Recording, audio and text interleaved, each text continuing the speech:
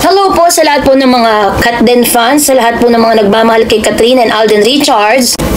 Aba, totoo nga ba ang mga bali-balita na itong si Mr. Alden Richards ay niregaluhan di umano ng isang 1.3 million na ring si Miss Kathryn? Yun ay aalamin natin maya-maya lang. Before that, if you haven't subscribed, ay meron po tayong tinatawag na comment of the day na kung saan tayo po ay magbabasa ng ilang mga komento ninyo sa comment section at magre-react tayo kung kaya natin mag-react, di ba? Why not?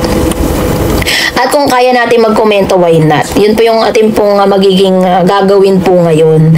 So, unahin po natin ang komento mula kay Mr. Renato Husayan. Sabi niya, Miss Dareds, meron ako nabasa online, meron daw proposal si Alden sa Star Cinema at nabasa ko din na medyo naghahanap din si Miss Olivia Lamasan ng isa pang bagong direktor na makakakulab para sa movie project na Elena 1944. Maganda nga kung si Alden na makonsider na makakulab ni Miss Olivia sa ABS-CBN Star Cinema side. Pwede rin ng company ni Alden ng Myriad Entertainment ang makakulab. Panalo dito both companies sa ganitong collaboration. Aba, kung titignan po natin, magandang idea po yan, di ba? Yun talaga yung parang magiging biggest break to kasi Olivia Lamasan is Miss Olivia Lamasan. Napakagaling na director po niyan at marami na rin mga naipanalong movie yan. Marami na rin naging talagang pumatok sa takilya na movie. So kung makakakulab yan ni Mr. Alden Richards sa movie ni Miss Kathryn na Elena, why not? 'Di ba? Magagamit niya po yung mga stunts na ginamit po ng Pulang Araw. Kasi parang kung hindi ako nagkakamali, yung ito pong Elena na to is medyo mabigat yung character na gagampanan ni Miss Kathryn dito eh. Parang magiging isa siyang, alam niyo na, comfort women. Ganun po yung tawag sa term dati. Pero alam natin kung ano po yung ibig sabihin nito. So, ito po yung nangyari sa Japanese or Spanish era, kung di ako nagkakamali.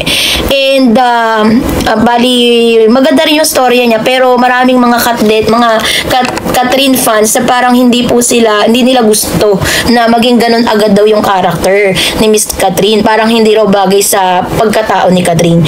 So, isa pang comment, sabi ni Miss Raquel Versosa, iba talaga kasi si Alden. Yung negative people na nag-comment sa movie niya, ginawa lang niyang pampositibong comment para susunod na movie niya, alam niya na magiging atake sa pagdidirect. Sabi niya, go Alden. O, diba? Totoo naman.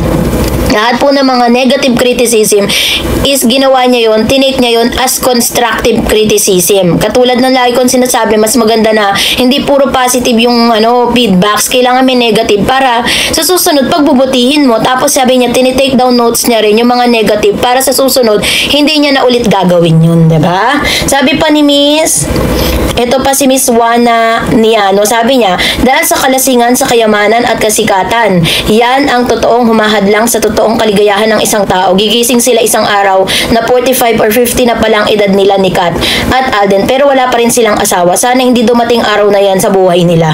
Ayan, so ito yung kanyang komento. Parang nagmamadali na si Ma'am Shi na mag-asawa na si Juna Niano. Parang nagmamadali na siya na mag-settle down na si Alden tsaka si Kathryn. Kung ayaw pa nila, wag natin silang pilitin, di ba? Kasi syempre at the end of the day, sila pa rin magde-decide yan, di naman tayo. Kaya maging happy na lang tayo for kung ano po yung gusto nilang gawin sa buhay nila, no? So anyways, eto na, kasi habang nag-scroll po ako sa Facebook, meron pong dumaan na post, ilalagay ko po sa screen. Ito po ay galing sa post ni Newgen. Alam niyo po, napapanood ko po kasi yung mga vlog ni Newgen at alam ko po na marami po sa mga post niya is fabricated lang. Kumbaga parang gumawa lang siya ng storya, gano'n. Hindi naman sinisiraan siya. Kasi ako po, marami nagagalit sa akin, lalo na kapag, kunyari, nagsasabi tayo ng totoo, di ba? Kasi ayaw ng tao na parang kinokontra mo sila dun sa gusto nila eh. Ayaw ng mga nanonood na pag hindi nila gusto yung mga sinasabi mo, pag hindi gusto sa panlasa yung sinasabi mo, kahit yun ang totoo, magagalit sila sa'yo. So, ang nangyayari ngayon, dahil ito mga vlogger na to, for the views, gusto nila magkaroon ng makot na maraming views, gumagawa sila ng mga storya, which is mali, di ba?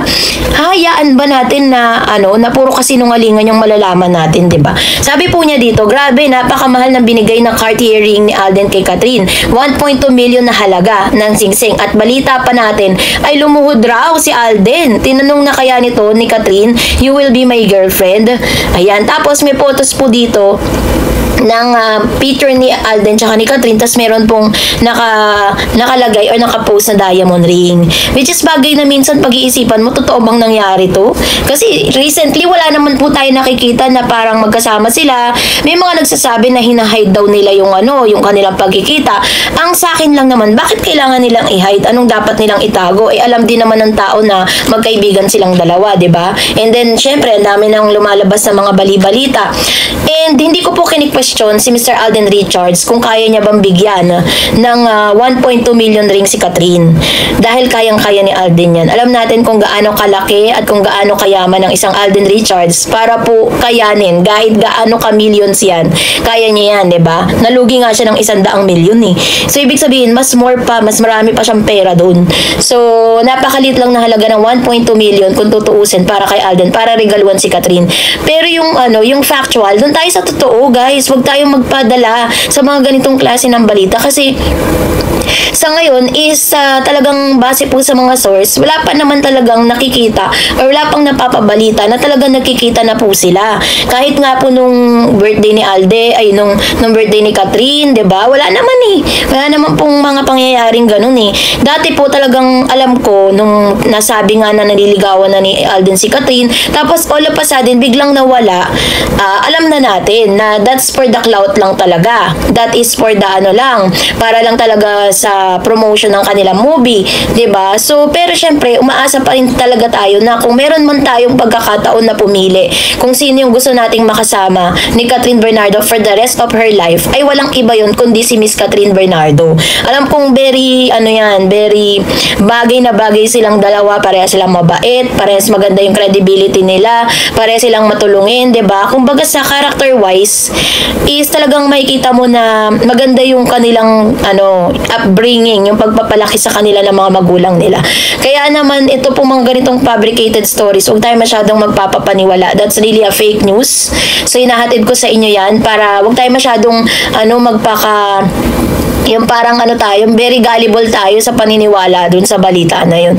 And then, may mga nag-comment nga ini-screen record ko, ipapakita ko dyan sa screen, ang dami comment, sabi niya, sana ang tanong ni King Alden Queen Catherine, sabi niya, AI yan, mga uto-uto, grabe, mahalong binigay, tagal na yan, yung pinakita ng Catherine, sige, pakasal na kayo, sana magkatotoo yan, sana hindi na lang tayo biguin ng mga fans sila, magkatotoo sila. Ayan yung mga comments, pero may mga nag-comment din na parang hindi nga sila naniniwala dun sa balitang yun.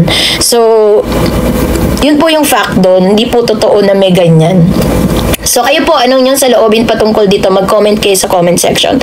And that's it for today. For more videos and updates, please don't forget to like and subscribe. And please don't forget to follow my Facebook page, Dar Edge TV and Dar Edge Channel. God bless everyone!